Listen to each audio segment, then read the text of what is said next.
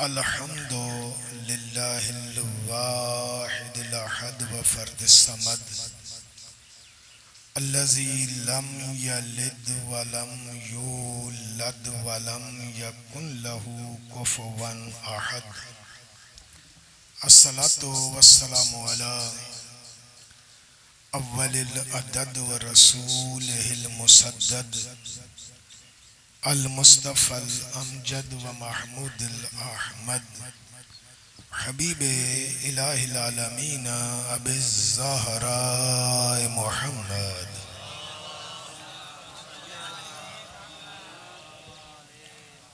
सुम्मस्सलातु वस्सलामु अला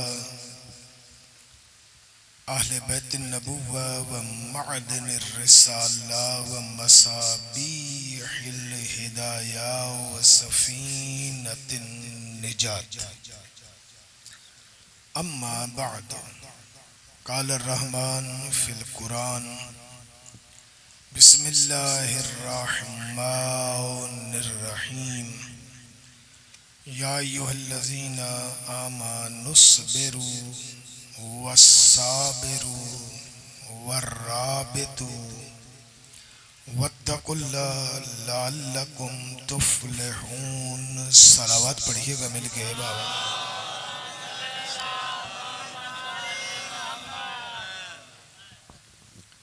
अरबाब दानिश साहिबाने इल्म हज़रात, सूरह मुबारक आले इमरान की एक आय मजीदा आपकी खिदमत में तिलावत की है। आयत नंबर है 200। इस साल मुताले कुरान के दौरान मुझे ये आयत ज़हनी तौर पर, दिली तौर पर करबला के बड़े करीब लगी है,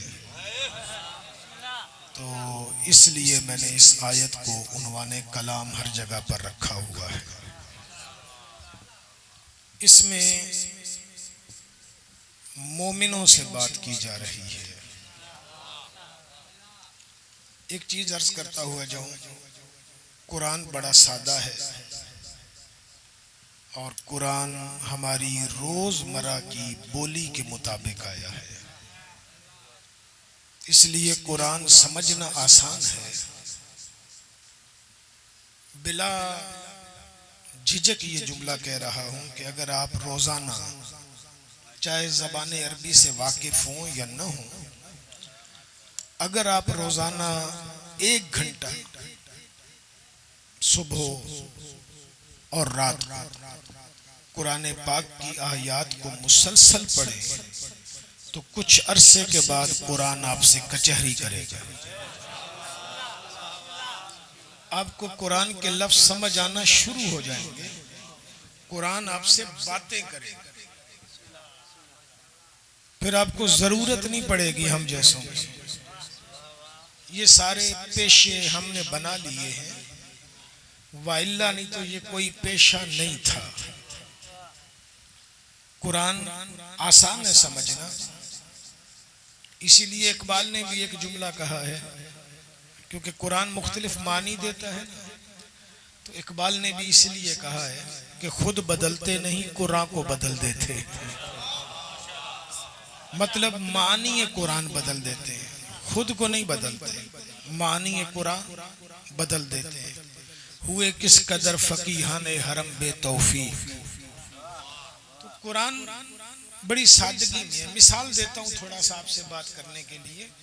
कभी कभी आप किसी को बुलाते हैं उसकी जात के उन्वान से, जात से बुलाएंगे या नहीं बुलाते आप? अच्छा, हमारे यहाँ जो जातें हैं वो बुनियादी तौर पे कबीले और पेशे हैं, लेकिन कभी कभी आप जात से बुलाएंगे, लगारी साहब, मरी साहब, जलालानी साहब, गोरखानी साहब, बुलाएंगे ना। तो ये कैसे बुला रहे हैं आप? जात के उन्वान से। कभी कभी आप बुलाएंगे किसी को मजहब के उन्वान से। ओ हैदरी, अब आपने हैदरी कह के बुलाया तो कैसे बुलाया? मजहब के उन्वान से। और जाफरी, मजहब के उन्वान से बुलाया। कभी कभी आप किसी को बुलाएंगे उसके शोबे के एतबार से, पेशे के एतबार से। पेशे के एतबार से कहेंगे लोहार साहब, और मोची साईं, और दर्जी, और धोबी, ये आप कैसे बुला रहे हैं? पेशे के हिसाब से। कभी कभी आप बुलाएंगे ओहदे के हिसाब से, मुख्तियारकार साहब, एसपी साहब।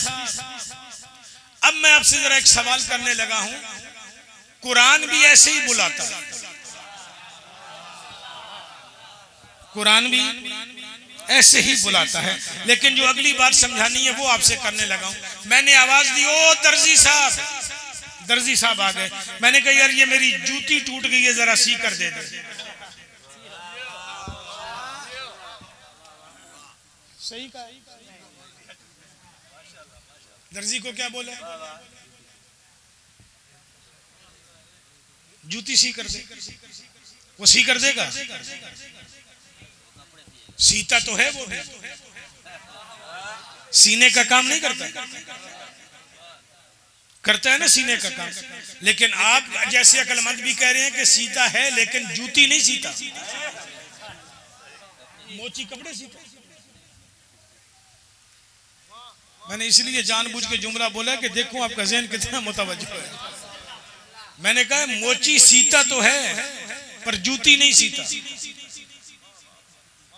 तो फिर क्या सीता? मोची क्या सीए? जूती ही सीएगा ना। अब मैंने सिलवानी है जूती, बुलाया किसे? दर्जी को, क्योंकि दर्जी का काम भी सीना है, मोची का काम भी सीना है। तो मैंने कहा चले ये काम दर्जी को ही दे देते हैं। इसी को शरीयत में कियास कहा जाता है और यही हराम है, क्योंकि दोनों का सीना मुख्तलिफ है। अब जिस नाम से बुलाया, आपकी अकल क्या कहती है? उससे काम भी, दर्जी को बुलाया तो काम कपड़े, मोची को बुलाया तो काम जूती वाला, धोबी को बुलाऊं तो कपड़े प्रेस करने वाला, धोने वाला काम। इसका मतलब है इतनी अकल आपको और मुझे भी है कि जिस काम से बुलाया जाए, जिस नाम से बुलाया जाए, काम भी उसी को उसका बोला जाए जो उसके मुताल्लिक हो। तो क्या ये काम अल्लाह नहीं करता होगा? अब अल्लाह बुलाए या अय्युहल्लज़ीना आमनू, ओ ईमान वालो, और नमाजें वाजिब करे मुनाफिकों पर।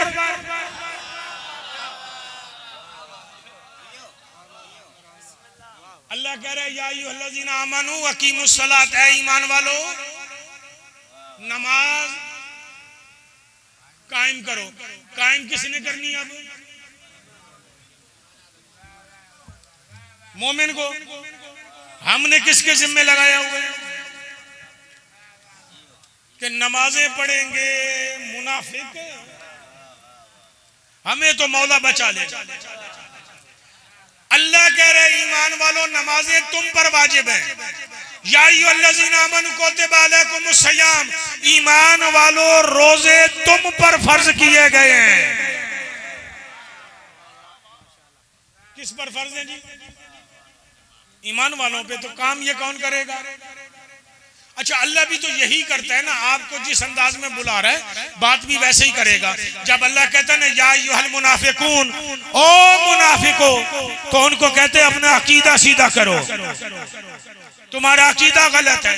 कभी कभी जात के उन्वान से बुलाता है या अय्युहल इंसान, ओ इंसान, मैंने तुझे अपनी बंदगी के लिए पैदा किया है।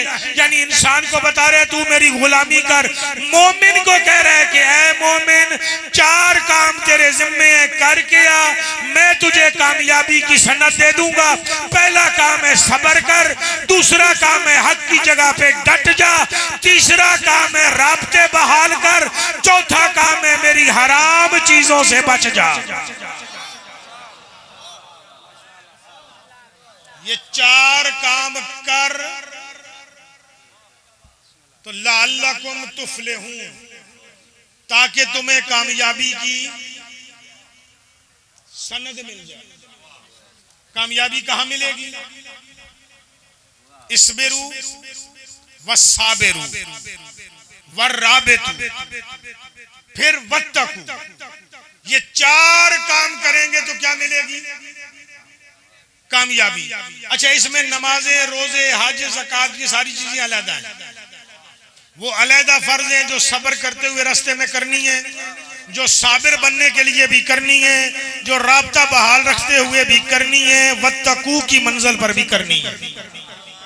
वो तो सारा काम है ही है, इसके 4 चीजों के साथ है। आज आपकी खिदमत में सिर्फ वस्बिरू का तर्जुमा करने लगा हूं, जिसका हम माना करते हैं सब्र कर।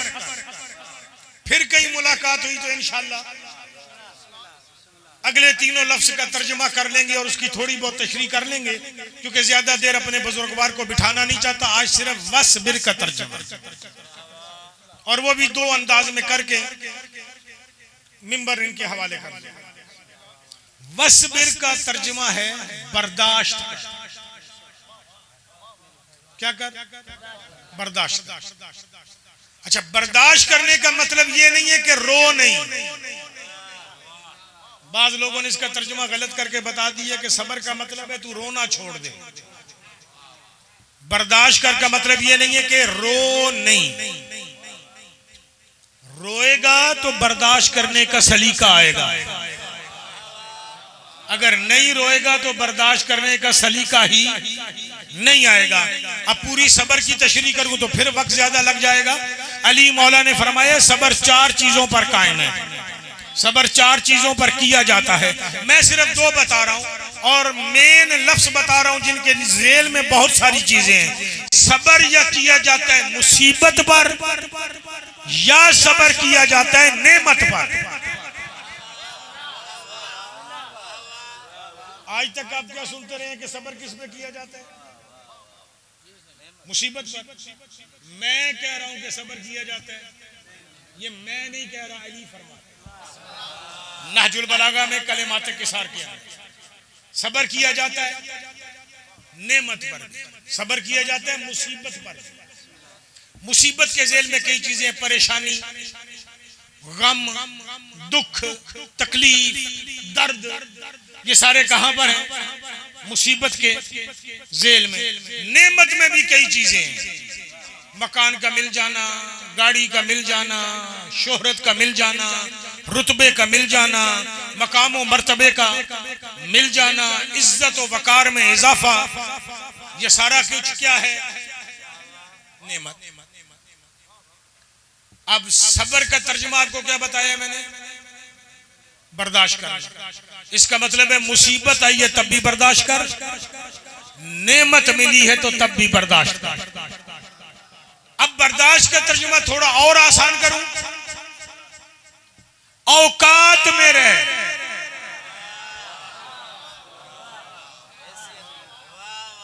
क्या रहे? औकात में रहे। बर्दाश्त का मतलब है अपनी औकात से बाहर न जा, अपने कपड़ों में रहे। सादा जबान में जिसे आप कहते हैं, अपने कपड़ों में रहे। जितनी चादर है इतना पैर फैला। कभी कभी बंदा मुसीबत में भी औकात से बाहर हो जाता है, कभी कभी बंदा नेमत मिलने पर भी औकात से बाहर हो जाता है। अब मुसीबत थोड़ी सी आ गई, परेशानी हो गई, मरा कुछ भी नहीं, मर बकरी गई है। अब अल्लाह को कह रहे मेरे अल्लाह, तुझे पूरे पीरूमल में सिर्फ मेरी बकरी मिली थी। मतलब औकात से बाहर। दी किसने थी तुझे? अल्लाह ने। ले ली अल्लाह ने। तेरा क्या गया?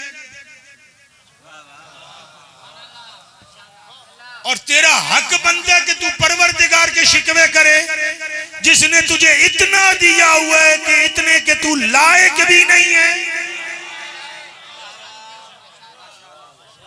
शिकवा करना औकात से, पता नहीं बात समझ में आई या नहीं, बड़ा सादा करना चाह रहा। शिकवा करना यानी औकात से बाहर हो जाना।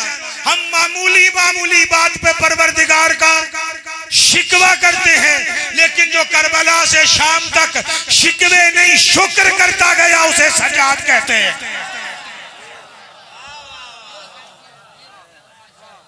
शिकवे का हक बनता था या शुक्र का? अगर मामूली बात पे देखा जाए, हमारा तो रुमाल चोरी हो जाए तो शिकवा है या नहीं? हमें तो अगर 5 मिनट बानी मजलिस से पानी की बोतल देर से दे तो हमारा सिर्फ बानी से शिकवा नहीं होता, परवरदिगार से भी होता है। फिर हम अल्लाह को कहते हैं मेरे अल्लाह देख, फॉर्च्यूनर वाले की इज्जत करता है, हमारी नहीं करता। कहते हैं या नहीं कहते? हम भी कह रहे होते हैं। आप तो खैर इससे भी आगे हैं, आपकी तो मंजिल ही खैर बहुत बुलंद है। आपको अब बोलूं तो क्या बोलूं?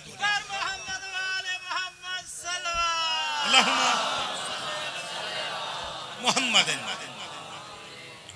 जो मिला हुआ है उसको बर्दाश्त कर, जो ले लिया है उसे भी बर्दाश्त कर, औकात से बाहर न निकल, हर हाल में परवरदिगार का शुक्र कर। वो कहता है तू शुक्र करता जा, मैं नेमत में इजाफा करता चला जाऊं। वो मुसीबत तेरे लिए मुसीबत नहीं रहेगी, मैं उसे नेमत बना दूंगा। करबला वालों ने करबला को नेमत समझा, करबला को मुसीबत नहीं समझा, नेमत। अच्छा, कभी कभी बंदा नेमत में भी औकात से बाहर हो जाता है। अल्लाह करे मैं जुमला समझा जाऊं, मैं वजाहत नहीं करूंगा, मैं जुमला बयान करके आगे बढ़ जाऊंगा। एक आध शख्सियत की मुझे वजाहत करनी भी पड़ी तो मैं उसकी वजाहत कर दूंगा, क्योंकि दोनों चीजें मैं आपको दिखाना चाहता हूं, कौन नेमत मिलने में औकात में है और कौन नेमत मिलने में औकात से बाहर हो गया है। अल्लाह करे मैं तुम्हें समझा जाऊं, मैं वजाहतें नहीं करूंगा। मक्के में जिनको अबू जहल भी अपने बराबर बिठाना गवारा नहीं करता था, खतीजा ने कर्जे माफ करके मोहम्मद का कलमा पढ़ाया, मोहम्मद ने अपने पहलू में बिठाया। नौकर थे, औकात से बाहर निकल के यार बन गए।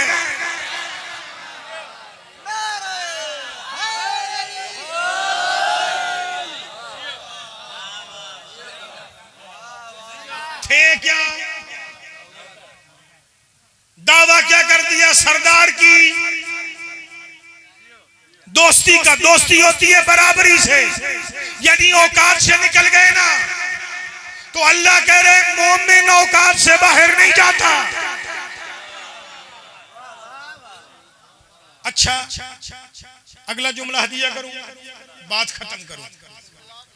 एक बंदा ऐसा है जो औकात में ही रहा, एक बंदा ऐसा है जो औकात में भी रहा है मोहम्मद के चचाजाद भाई, है मोहम्मद के मोहसिन का बेटा, है निगहबाने रिसालत का बेटा, उसका बेटा है जिसके घर में तौहीद का पहला पैगाम आया है भी आम बंदा नहीं है। वो बंदा है जिसे मोहम्मद ने कहा है तेरा बदन मेरा बदन है, तेरा जिस्म मेरा जिस्म है, तेरा खून मेरा खून है, तेरी रूह मेरी रूह है।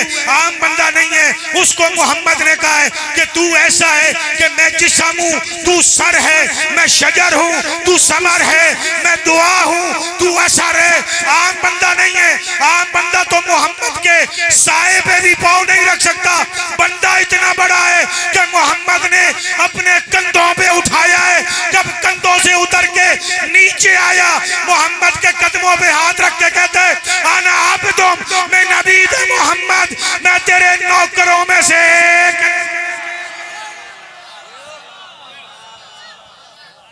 औकात में है या नहीं? या औकात से निकल गया? भाई होने का दावा करे कर सकता है और है भी।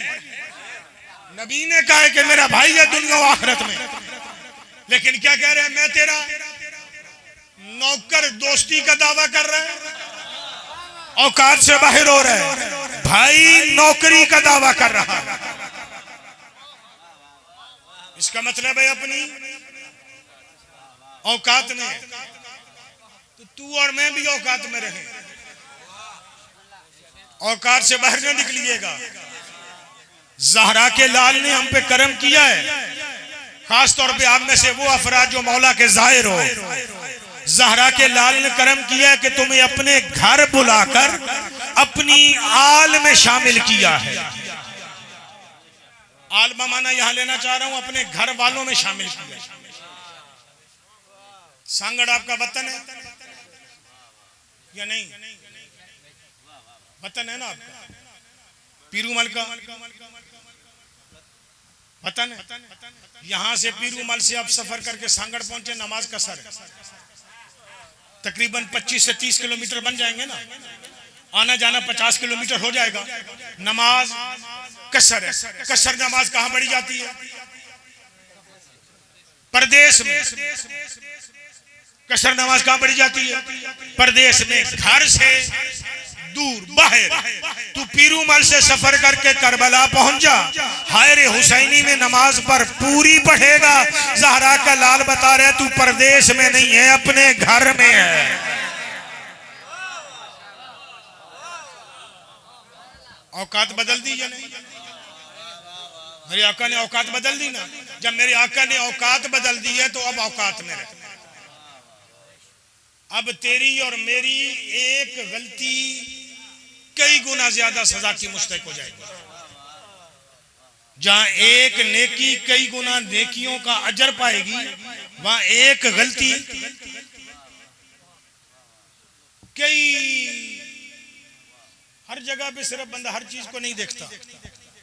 कभी कभी इस नजर से भी देखा कर, जब तू और मैं कहते हैं कि मौला बुलाता है तो हम तब जाते हैं, इसका मतलब है हम पाकिस्तानियों में कहीं तो कोई मसला हुआ है। हमने कुछ गलतियां तो करबला में की हैं। अब चाहे वो जाने वाले सालारों ने की हो या साथ लेकर जाने वाले लोगों ने की हो, कुछ तो किया है।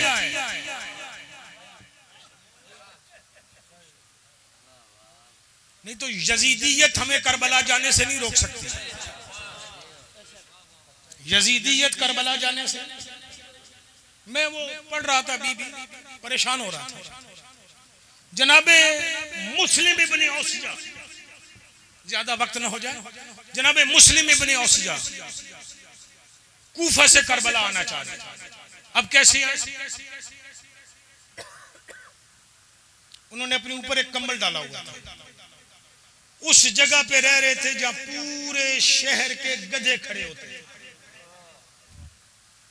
ताकि जासूस उबैदुल्लाह इब्ने ज़ियाद के ढूंढ न सके। फिर उन्होंने एक साजिश की कि मुझे करबला तो पहुंचना है किसी भी तरीके से। उन्होंने प्लानिंग की, मनसूबा बंदी की।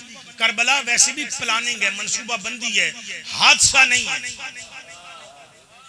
करबला अचानक रूनुमा नहीं हुआ है, हादसा नहीं है, एक्सीडेंट नहीं है, प्लानिंग है। उन्होंने फिर प्लानिंग की कि मुझे कूफे से बाहर निकलना है। उन्होंने वो 100-150 गधे भगाए वहां से। उनमें खुद भी 4 पायों पे चल के गधों के साथ भागे। वो गधे, उन्होंने सिपाहियों ने देखा कि गधे शहर से बाहर जा रहे हैं, तो ये ऐसे दौड़ के शहर से बाहर निकला है गधों के साथ। आगे इनका नौकर घोड़ा लेके खड़ा था। तो जब सिपाहियों की नजर से दूर हो गए, फिर वहां से घोड़े पे सवार होकर करबला पहुंचे। यानी अगर हमें करबला पहुंचना हो तो हम ऐसे भी पहुंच सकते हैं। हमें कोई उबैदुल्लाह इब्ने ज़ियाद रोक नहीं सकता। इसका मतलब है कोई गलती हुई है। आए पहले अपनी उन गलतियों को मद्देनजर रखें। क़यादत पे एतराज कर देना, बाकी चीजों पे एतराज कर देना, ये सारा कुछ आसान है। कहीं ऐसा ना हो कल बाहर जाना भी बंद हो जाए। और ऐसा हो सकता है, अगर आज तौबा न की गई तो कल हमारे लिए ऐसा भी आ सकता है। हो सकता है सारा साल बंद हो जाए हमारे लिए। इसका मतलब है कि हमें आज से इज्तिमाई तौबा करनी चाहिए। हमें आज से कहना चाहिए, परवरदिगार हमारे वो गुनाह माफ कर जिसकी वजह से हम ज़ियारत हुसैन से महरूम हो रहे हैं। दुआ मांगनी चाहिए, इज्तिमाई तौबा करनी चाहिए, और ये हमारा फर्ज है, हम पर जिम्मेदारी है। आइए इस छोटी सी चीज से ही सबक सीख लेते हैं। कहीं ऐसा ना हो इससे बड़ा नुकसान उठाना पड़े। इस छोटे से मामले से ही सबक सीख लेती है कि परवरदिगार वाकईन हमसे गलतियां हुई हैं, वाकईन हमसे कोताहियां हुई हैं, वाकईन हुसैन जिस मकाम व मंजिलत का मालिक है हमने वो मियार वहां पर नहीं रखा। हमें जिस मारिफत के साथ जाना चाहिए था हम उस मारिफत पर नहीं जा सके। हम शायद इसे पिकनिक समझ के जाते रहे हैं, हम शायद अरबाईन पे ये समझते रहे हैं कि हमें जो खाने को फरमाइश करेंगे वो मिल जाएगा। अक्सर अरबाईन पे जाने वाले खाने की फरमाइशें करते रहे हैं, हम में से किसी ने ये नहीं कहा कि ज़हरा का लाल ही मिल जाए। जितने अरबाईन पर गए हो, कभी सफर करते हुए ये सोचा था कि मेरे अल्लाह, यहां सुना है कि जो मांगो वो मिलता है, तो मेरे अल्लाह ज़हरा का लाल ही मिल जाए। अगर हम ये मांगते तो क्या न मिलता? यकीनन मिल जाता। आप मेरा अजीज अपने गुनाहों की माफी मांगे और अपने गुनाहों पे शर्मिंदा हो जाएं और शर्मिंदा होके कहें कि मौला हमसे अगर कोई गलतियां हुई हैं, तू करीम इब्ने करीम है, तू माफ कर दे, तू हमारी खताओं को माफ कर दे। व आखिर दावाना अनिल हम्दुलिल्लाहि रब्बिल आलमीन।